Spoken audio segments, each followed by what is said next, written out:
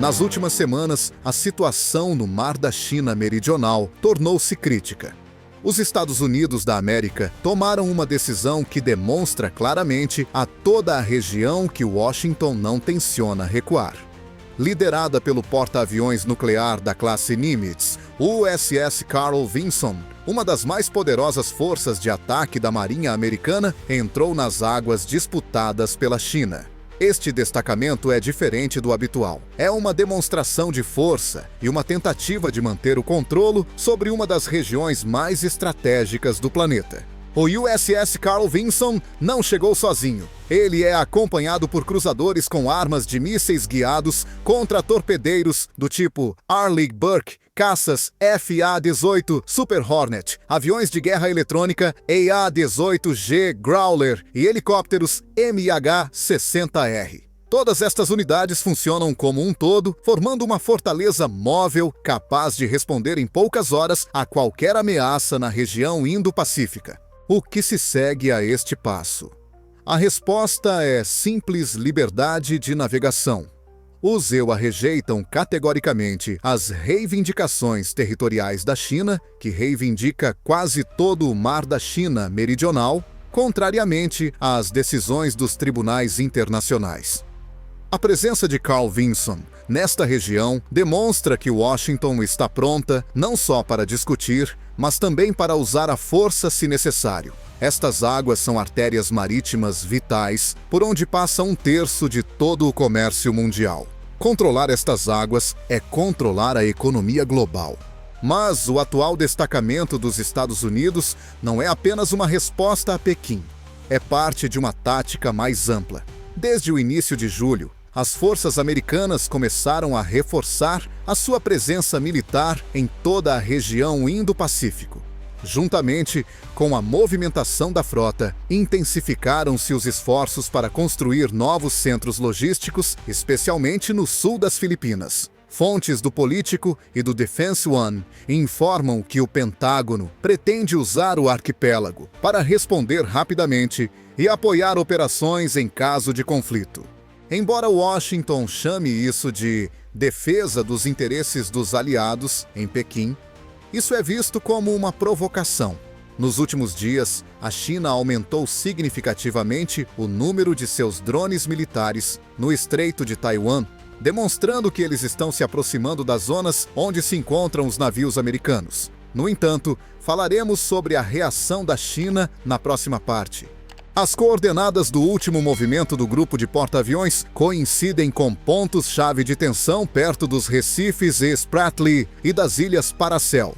Isso não é coincidência. De acordo com dados do Naval War College e imagens de satélite da Maxar Technologies, os navios estão dentro do raio de ação das baterias costeiras chinesas e das bases aéreas nas ilhas que Pequim transformou em bastiões militares nos últimos anos. A situação é semelhante a um equilíbrio frágil, o menor erro pode desencadear um verdadeiro conflito.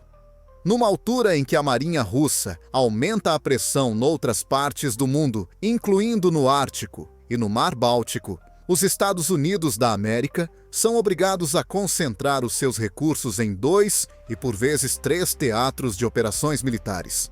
No entanto, hoje em dia, a Marinha dos EUAres mantém a sua superioridade tecnológica de acordo com os CSIs. O Carl Vinson não é apenas um porta-aviões, é um símbolo de estratégia política e até mesmo psicologia. Ele diz: a América está aqui e não vai embora. Que mensagem esta mobilização envia aos aliados na região? Ela apoia o Japão, a Coreia do Sul e especialmente as Filipinas. Isso garante a segurança do Vietnã e da Indonésia em relação à China. Mas por quanto tempo os Estados Unidos poderão manter essa presença sem esgotar os seus recursos? Isso já é um problema para a próxima escalada. Com o regresso de Donald Trump à Casa Branca, a política americana na região está a tornar-se simultaneamente mais agressiva e menos previsível. Trump prometeu enfrentar duramente a China e restaurar a supremacia americana no mar. No entanto, os especialistas estão preocupados que as mudanças no orçamento de defesa, o corte de programas aliados e o uso de retórica isolacionista possam afetar a estabilidade a longo prazo dessa tática. Embora os EUA tenham hoje mais poder, será que continuarão a sê-lo? E aqui surge uma questão importante. Será que um único grupo de porta-aviões é capaz de impedir uma enorme escalada numa região onde os interesses de 3 potências nucleares se chocam diariamente? Enquanto a Marinha Americana reforça a sua presença no Mar da China Meridional, Pequim demonstra que não tenciona ceder. O Exército Popular de Libertação da China, PLA, iniciou uma operação de vigilância e interceção de navios americanos e começou a realizar reconhecimento aéreo e marítimo perto do Estreito de Taiwan. De acordo com dados de observação por satélite do Global Hawk e do Ministério da Defesa de Taiwan, nas últimas 2 semanas, foram registrados mais de 60 voos de drones chineses de vários modelos, desde os de reconhecimento CH-5 até os eletrônicos JUI-300. Esses drones não estão apenas a observar os movimentos. Eles realizam um reconhecimento eletrônico completo, avaliam a reação dos aliados aos sistemas de defesa aérea e medem os intervalos de tempo entre a detecção e a resposta. A China está a usar este momento como um campo de testes para ensaiar cenários de conflitos futuros. Analistas da RAND Corporation afirmam que isso é uma preparação para a possibilidade de uma união forçada com Taiwan, e Washington entende isso muito bem. No entanto, não foram apenas os drones que chamaram a atenção.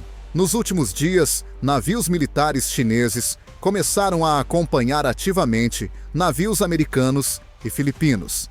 Não se trata de um patrulhamento típico. De acordo com interceptações de rádio publicadas pela Naval News, os contratorpedeiros chineses mantêm os navios americanos na zona de alcance do radar e os têm na mira. Isso viola claramente as regras internacionais de segurança marítima. Em 15 de julho, ocorreu um desses incidentes quando o contratorpedeiro Luoyang III, da Marinha do Exército Popular de Libertação, se aproximou do barco patrulha filipino BRP Cabra. O navio chinês alegou que ele invadiu as águas territoriais da China e pediu que se afastasse. A tensão aumentou e só a intervenção do contratorpedeiro americano USS Dewey impediu um confronto direto. Ao mesmo tempo, o lado chinês levantou vários caças J-16 da base na ilha de Hainan. Segundo o South China Morning Post, eles permaneceram na zona de alcance dos radares do Carl Vinson, sem violar o espaço aéreo, mas demonstrando força. Provocar sem entrar em conflito é a chamada tática de risco. Mas por quanto tempo esse jogo pode durar? As ações da Guarda Costeira Chinesa tornam a situação ainda mais complicada. Ao contrário da Marinha, ela age de forma cada vez mais agressiva e está diretamente subordinada à Comissão Militar Central. Em 18 de julho, um dos navios da Guarda Costeira Chinesa aproximou-se de um navio civil filipino que transportava alimentos para a ilha de Titu. Os chineses usaram canhões de água para impedir o navio de seguir em outra direção. A bordo estavam pessoas pacíficas. A resposta de Manila não se fez esperar. O Ministério dos Negócios Estrangeiros das Filipinas enviou uma nota de protesto e o presidente Marcos Júnior fez uma declaração dura. Segundo ele, as Filipinas não permitirão que as suas águas se transformem num campo de batalha entre grandes potências. No entanto, especialistas do Instituto de Política Internacional de Singapura afirmam que o país está cada vez mais a ser arrastado para a órbita dos Imeaewa. Washington, por sua vez, está a usar a situação para fortalecer a aliança. Já em 22 de julho, os UA e as Filipinas iniciaram exercícios militares aéreos conjuntos. Participam nas manobras os FA-50 filipinos e caças F-35B. Além disso, segundo o Defense Post, o Pentágono entregou a Manila sistemas móveis de defesa antiaérea Stinger e 3 estações de radar de longo alcance. Analistas alertam que a situação atual é um prenúncio de uma possível crise semelhante à do Caribe. O seu epicentro está atualmente no Oceano Pacífico. O comportamento da China está cada vez menos contido. Em um cenário de pressão política interna, recessão econômica e influência crescente do ZEUA na região, Pequim está empenhada em não perder prestígio. São exatamente essas circunstâncias que levam a erros que, em última instância, conduzem à guerra. É importante lembrar que, com o regresso de Donald Trump à presidência do Z40, a retórica de Washington em relação à China tornou-se ainda mais dura. Um novo pacote de sanções contra os fabricantes chineses de drones e semicondutores entrou em vigor em julho de 2025. O Departamento de Estado afirmou diretamente que a China está a cometer uma agressão híbrida contra os seus aliados americanos. O Ministério dos Negócios Estrangeiros chinês declarou a intenção de reforçar a defesa da soberania por todos os meios. A cada dia que passa, a diplomacia torna-se menos acessível. Quanto tempo as duas partes conseguirão evitar um passo fatal? Perguntam os especialistas. É possível chegar a um acordo numa situação em que cada passo é acompanhado por navios de guerra, radares e ameaças. O dia 13 de julho foi um ponto de viragem no conflito marítimo. Nesse dia, a Guarda Costeira Filipina avistou um navio chinês a 69 milhas marítimas a oeste da Ilha de Cabra, dentro da zona econômica exclusiva das Filipinas. O navio não era um barco de pesca ou de patrulha comum. Era um navio de reconhecimento eletrônico, de alta tecnologia, equipado com um sistema de interseção de comunicações por satélite, reconhecimento de sinais e defesa eletrônica. Em outras palavras, era um espião. Apesar das repetidas tentativas dos filipinos de estabelecer contato, o navio chinês ignorou todos os chamados de rádio. Apesar disso, o invasor não obteve resposta. Um navio da Guarda Costeira Chinesa chegou rapidamente ao local, alegando que o navio está a operar em águas pertencentes à RPC e que os navios filipinos estão a violar a soberania da China. Esta declaração provocou uma explosão política imediata em Manila.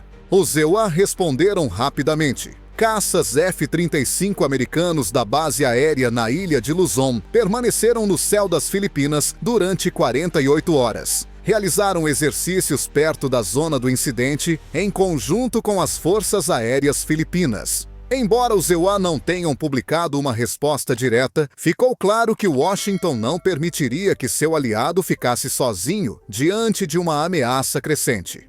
Entretanto, a situação no mar continuava a deteriorar-se. O navio espião foi rapidamente acompanhado por um contratorpedeiro chinês com mísseis guiados que, segundo dados dos serviços secretos, lançou um helicóptero do tipo Z-9 com o objetivo de observar visualmente os navios inimigos. Foi um passo sem precedentes. Nunca antes, operações de reconhecimento semelhantes foram acompanhadas por uma cobertura militar tão aberta. As Filipinas recorreram ao Conselho de Segurança da ONU e afirmaram que as ações da China violavam a Convenção das Nações Unidas sobre o Direito do Mar. Também exigiram uma investigação internacional. No entanto, a China proibiu qualquer discussão, afirmando que o incidente era uma questão interna dentro da jurisdição chinesa. Assim, o Mar da China Meridional atraiu grande atenção do público. O fluxo de navios comerciais que passam perto das áreas disputadas diminuiu 12% desde o início de julho, segundo a Reuters. As seguradoras começaram a rever os riscos e algumas rotas foram redirecionadas através do Estreito de Malaca. Fica claro, o incidente com o navio espião chinês não é um caso isolado. É parte de uma estratégia deliberada. Pequim está a agir numa zona cinzenta, evitando a agressão aberta, mas destruindo sistematicamente as normas da ordem internacional, afirma o professor Rory Metcalf, da Australian National University. Essa estratégia é especialmente perigosa em condições de instabilidade. Em julho, começou uma escalada no Mar Vermelho entre o Irão e navios militares americanos que acompanhavam petroleiros comerciais, ao mesmo tempo que os acontecimentos em Cabra. A ameaça de uma crise global torna-se cada vez mais real. É importante notar que Washington intensificou não só os esforços militares, mas também os diplomáticos. De acordo com o Wall Street Journal, enviados especiais de Trump realizaram reuniões urgentes com representantes da Indonésia, Vietnã e Malásia, propondo a expansão da cooperação militar e ajuda econômica em troca do reforço da presença dos equipteiros nesses países. Os críticos afirmam que a diplomacia de Trump frequentemente incluiu pressão e ameaças de sanções. No entanto, muitos países da região veem a intervenção americana como apoio e não como agressão, num momento em que Pequim reforça suas posições. A questão permanece em aberto. Até onde a China está disposta a ir para defender os seus interesses no Mar da China Meridional? Além disso, tais incidentes levarão a um conflito aberto, que afetará não apenas os atores regionais, mas o mundo inteiro. Num contexto de tensão crescente no Mar do Sul da China, os Estados Unidos apostam numa estratégia de longo prazo que inclui a construção de instalações militares e logísticas no sul das Filipinas. No Pentágono, a iniciativa já recebeu o nome informal de Arco de Apoio. O seu objetivo é criar uma rede de pontos de abastecimento de rápida mobilização vigilância por radar e infraestrutura aeroportuária, que permitirá ao ZEUA manter uma presença estável na região, mesmo em condições de conflito. É dada especial atenção ao arquipélago na região dos mares de Sulu e Celebes, um importante corredor entre o Mar da China Meridional e o Oceano Pacífico. É aqui que, de acordo com a Agência de Logística de Defesa, foram iniciados os trabalhos de modernização de 3 antigas pistas de aterragem, a criação de reservatórios subterrâneos de combustível e a instalação de sistemas de radar móveis. Tudo isso está a acontecer no âmbito do Acordo de Cooperação de Defesa Reforçada, EDCA, que foi assinado em 2014 e será reforçado até 2025. O Centro de Segurança Internacional de Stanford considera que este método torna a presença dos TKCEUA menos vulnerável. Uma rede dispersa de pontos de abastecimento permite responder mais rapidamente às ameaças e minimizar as consequências de um ataque, ao contrário das grandes bases como Guam.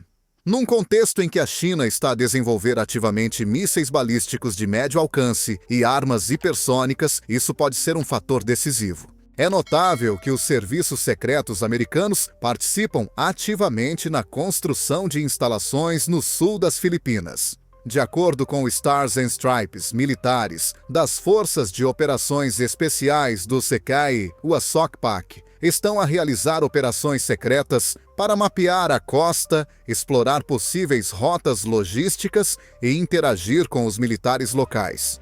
Isso indica que o Pentágono não está apenas a comprar combustível, mas também a criar a infraestrutura necessária para uma campanha de longo prazo na região. No entanto, nem tudo está a correr bem. Dentro da própria sociedade filipina, os sentimentos de protesto estão a intensificar-se. Alguns líderes locais, especialmente em Mindanao, expressam receios de que as suas regiões sejam os primeiros alvos caso comece a guerra. Em resposta, o governo de Marcos garante que a instalação de instalações americanas não é dirigida contra nenhum estado, mas a oposição discorda. Na arena internacional, o projeto causa forte irritação em Pequim. O Ministério dos Negócios Estrangeiros chinês apresentou um protesto oficial, alegando que os EPACOERA estão militarizando o Sudeste Asiático e minando a estabilidade regional. Além disso, em resposta à pressão econômica, empresas chinesas que anteriormente trabalhavam em projetos de infraestrutura nas Filipinas começaram a fechar em massa, de acordo com o Nikkei Asia. Os ZEU, por sua vez, não recuam. Em julho, foi anunciada a criação de um novo programa de resiliência marítima, no âmbito do qual serão destinados 3 mil milhões de dólares para a modernização de portos, aquisição de barcos e expansão da vigilância por satélite na região do Pacífico.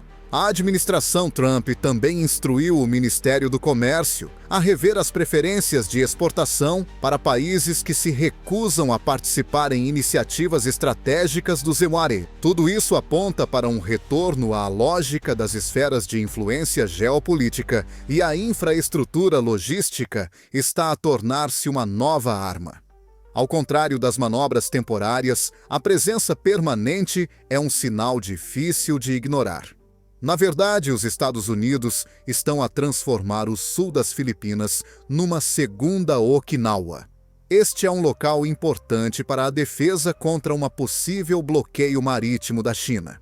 À luz destas circunstâncias, surge a pergunta: os Estados Unidos estão dispostos a ceder se a China tentar sabotar estes planos? E o que acontecerá se Pequim responder construindo instalações semelhantes nas Ilhas Salomão ou no Camboja? Isto já está a causar preocupação nos serviços de inteligência dos Estados Unidos. Esta reestruturação logística mostra que Washington não está apenas a preparar-se para a guerra. Está a planear tudo tendo em conta as rotas de abastecimento, as possibilidades de evacuação, as possíveis consequências das ameaças cibernéticas e até mesmo as consequências para a segurança alimentar dos aliados. Isto já é mais do que simplesmente concorrência. É a arquitetura de uma nova Guerra Fria, onde cada hangar e cada base petrolífera podem ser decisivos.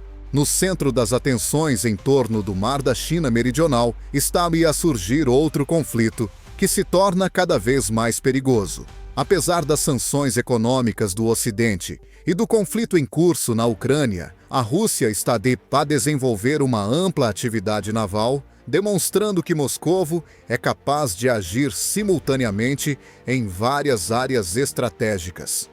Em julho de 2025, começaram os maiores exercícios navais multinacionais da Rússia dos últimos 10 anos, abrangendo o Ártico, o Pacífico, o Báltico e o Mar Cáspio. A Operação Escudo dos Oceanos incluiu mais de 150 navios, 15 mil soldados submarinos nucleares, aviação estratégica e sistemas de guerra eletrônica.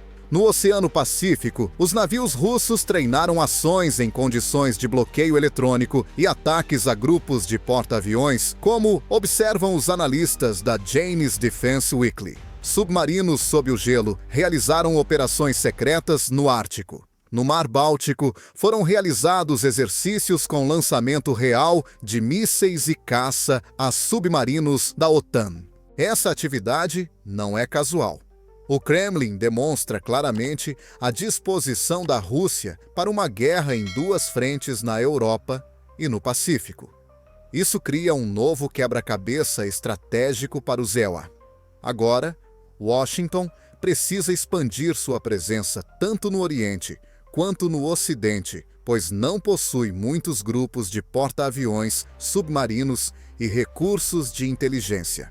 O Centro de Análise da Política Naval do Zekunanoria considera que a Rússia persegue 3 objetivos simultaneamente: desviar a atenção da Ucrânia, demonstrar a sua independência aos aliados e criar condições para que a OTAN seja obrigada a redistribuir recursos para a Europa do Norte, enfraquecendo o seu flanco na região Ásia-Pacífico. Os especialistas acreditam que essa estratégia pode ajudar a China, que acompanha atentamente o desenrolar dos acontecimentos. O reforço da cooperação naval entre a Rússia e a China é motivo de particular preocupação. Nos últimos meses, foram observadas patrulhas conjuntas nos mares da China Oriental e do Japão, bem como a troca de informações de inteligência entre os quartéis-generais dos dois países. De acordo com um relatório analítico da Agência Europeia de Defesa, a Rússia concedeu à China acesso ao seu sistema de alerta precoce no Ártico em troca de dados de navegação sobre os movimentos da Marinha dos Icari ao largo da costa das Filipinas. Esta cooperação não é apenas tática, ela cria as bases para uma aliança marítima que pode ameaçar o domínio global dos Estados Unidos. Segundo o professor David Crawford, da Universidade de Michigan, esta aproximação é um sinal alarmante que indica a criação de uma nova coligação antissistêmica na política mundial. Washington está claramente ciente do perigo crescente. No entanto, será que conseguirá agir de forma uniforme? De acordo com um relatório do Congresso dos Ex-Anaiaico de julho de 2025, a logística, os recursos humanos e a manutenção técnica são problemas para a Marinha dos Epuanapeanaia. Dos 11 porta-aviões em serviço, apenas 7 são realmente considerados aptos para o combate. Além disso, apesar de os Estados Unidos continuarem a possuir tecnologia mais avançada, o tempo de reação está a diminuir. A situação política exerce uma pressão adicional. Donald Trump, que regressou à Casa Branca com a promessa eleitoral de restaurar o poder militar dos Estados Unidos, enfrenta a necessidade de reduzir o orçamento e críticas internas. A sua proposta de retirar parte das tropas da Europa causou tensão em Bruxelas, e o seu ceticismo em relação aos compromissos com a OTAN aumenta a preocupação entre os aliados. Enquanto isso, a China e a Rússia testam metodicamente os limites da paciência dos EUARA. Até onde eles estão dispostos a ir? Será que o próximo passo será uma passagem ostensiva pelo Canal do Panamá ou uma patrulha marítima conjunta ao largo da costa do Alasca? Nenhum cenário parece mais impossível. A estabilidade mundial já não depende de um único país. Os EUA encontram-se numa posição em que precisam de conter simultaneamente 2 rivais ambiciosos e cada vez mais coordenados. À luz destas circunstâncias, é necessária uma estratégia renovada que tenha em conta não só o número de navios, mas também as ameaças cibernéticas, a vulnerabilidade econômica, o apoio dos aliados e a guerra da informação. Aqui surge uma questão importante. Estará a América realmente preparada para enfrentar 2 inimigos em 2 direções marítimas? Ou estamos a assistir ao fim da hegemonia marítima americana? O conflito em torno do Mar da China Meridional já não se limita ao território. É um local de conflito global onde se chocam os interesses de 3 potências nucleares. Apesar da sua superioridade tecnológica, os Estados Unidos encontram-se numa armadilha de pressão bilateral. De um lado, a expansão agressiva da China na região Ásia-Pacífico e do outro, a ofensiva geopolítica da Rússia, do Ártico ao Báltico. Existe uma pressão sem precedentes sobre a estratégia naval americana. O número de navios prontos para o combate permaneceu inalterado, mas o número de missões marítimas ativas da Marinha dos EUALARI aumentou 38% entre 2022 e 2025, de acordo com o Instituto de Estudos Estratégicos de Londres. Nestas condições, os recursos são redistribuídos, o equipamento se desgasta mais rapidamente e o pessoal fica moralmente exausto. O comando da Marinha dos EIC, ASEWA, alerta que até 2027 a frota terá de reduzir parte das patrulhas permanentes se o atual nível de atividade global se mantiver. Isto aplica-se às chamadas zonas cegas temporárias, quando a China e a Rússia podem agir sem receio de uma resposta imediata. Segundo o ex-almirante James Stavridis, são precisamente esses momentos que provocam crises. No entanto, os Estados Unidos apostam em táticas preventivas. Não se trata apenas de modernizar a frota e construir novas bases. O foco está em avanços tecnológicos como novos mísseis hipersônicos, grupos de satélites navios não tripulados e inteligência artificial em sistemas de orientação. O Pentágono lançará o programa Aegis AI em julho de 2025, que combina recursos de vigilância por radar, cibersegurança e análise autônoma de ameaças. No entanto, mesmo o melhor algoritmo não pode prever a irracionalidade das decisões políticas. Tanto a China como a Rússia estão a aproximar-se dos limites da contenção. Pequim afirma cada vez mais que a reunificação inevitável com Taiwan está próxima, enquanto Moscovo prevê a expansão das operações marítimas no Canal da Mancha e no Mar Mediterrâneo. A ameaça já não é um ataque direto, é provocadora. Um drone aproximou-se a 1 metro de um contra-torpedeiro americano. A interceptação de rádio durou 20 segundos a mais. Permaneceremos em águas estrangeiras por mais uma noite num navio de reconhecimento. Por si só, essas ações não provocam uma guerra, mas elas funcionam em conjunto para criar uma atmosfera de tensão constante, onde um único erro pode causar uma ruptura impossível de ser contida. Existem exemplos. Em julho, um navio militar russo quase colidiu com uma fragata turca durante uma patrulha no Mar Negro. No mesmo mês, um caça chinês, da DA-16, quase cruzou a trajetória de um avião de reconhecimento americano RC-135. Aproximação não intencional é a explicação oficial. Quantas ações não intencionais serão necessárias para que ocorra uma catástrofe? Os Estados Unidos não recuarão, afirma a administração Trump. No entanto, essa posição está a tornar-se cada vez mais cara devido à forte pressão política interna, ao déficit orçamental e ao crescente ceticismo entre os aliados. Analistas militares também acreditam que Washington terá que escolher entre reforçar as forças da OTAN e da ala europeia ou concentrar-se no teatro asiático-pacífico. A tentativa de manter as duas frentes pode levar ao fracasso. Ao mesmo tempo, as disputas internas aumentam. No Congresso, há apelos para uma reinicialização estratégica, o abandono da política de domínio global e a transição para a ideia de regiões de apoio. Os opositores afirmam que o abandono da presença ativa permitirá que regimes autoritários assumam o poder marítimo. Outra questão é se os Estados Unidos têm tempo para uma revisão. A flexibilidade estratégica torna-se vital num mundo onde os conflitos se desenrolam em poucos dias e as decisões são tomadas mais rapidamente do que são discutidas. Além disso, enquanto um país pondera outros, já agem. O Mar da China Meridional é mais do que um mapa. Cada peça neste tabuleiro de xadrez representa um símbolo geopolítico, não apenas um navio. Hoje o jogo entrou na sua fase final. Será que os Estados Unidos conseguirão manter a sua força marítima e estabilidade apesar dos esforços? Esta é uma questão que preocupa a todos. Ou será que a ordem mundial está a entrar numa nova era, em que cada estreito, ilha e base representa um perigo potencial?